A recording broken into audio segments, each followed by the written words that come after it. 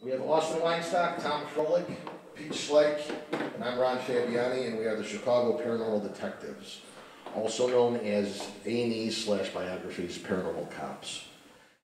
Hey everyone, here's Trico at the Brumder. I'm with the Paranormal Cops today, and I'm having a fabulous time. I am a paranormal investigator and the founder of the Chicago Paranormal Detectives. And what else do you do? I am a police sergeant in the Chicago area.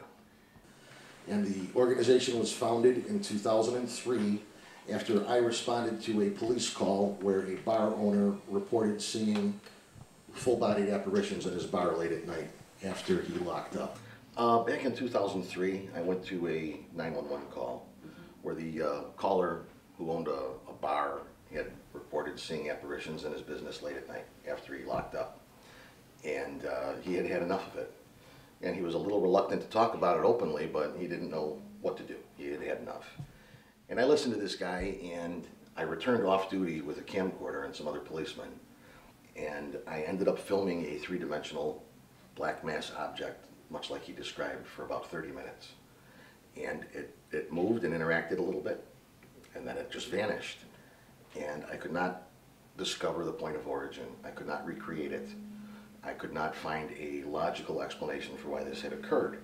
And I got to thinking that if this was happening here, at that location with that guy, things like this might be happening elsewhere.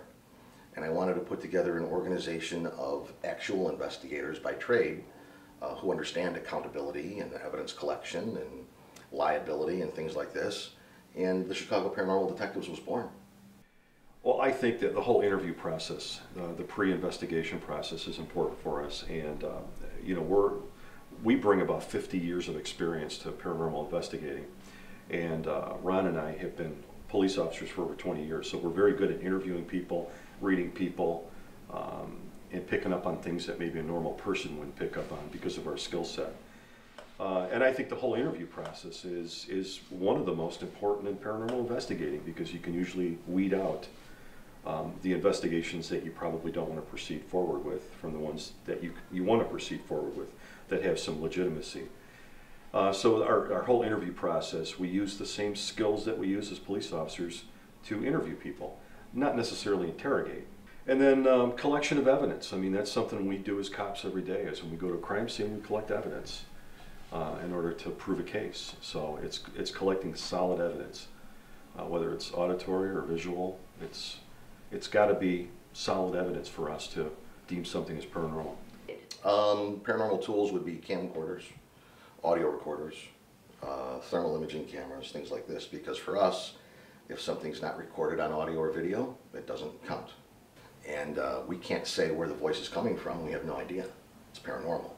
All we can confirm is where the voice is not coming from, and it's not coming from us.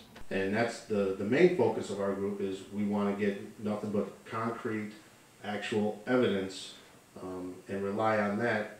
And just like with any type of crime scene, at the end, you know, all the evidence is locked up and inventoried, and you know, we'll go ahead and do that as well, and that way we always have it to go and revert back to if need be. Now, what do you consider paranormal? Anything out of the ordinary. You know, when we go into a building and we hear a noise, or we capture something on film or on audio, it's paranormal. It's not normal. I don't know if you can define it as a ghost or a spirit, but it certainly is not normal. Now, what do you consider paranormal? Anything recorded that cannot be reasonably explained. Things that are extraordinary, out of the ordinary, above normal. And that doesn't necessarily mean a ghost. We don't know if ghosts exist. It's paranormal. Can't be reasonably explained. I love it. I mean, it's the fascination of investigating the unknown, and I like giving people the comfort of coming up with sometimes a logical explanation as to why things are happening. Well, you know, the initial call that I got to start this organization was so significant and so over the top that it causes all of us to donate hours and hours and hours, thousands of dollars in equipment, and take time away from our personal lives and family. But we're service-oriented people.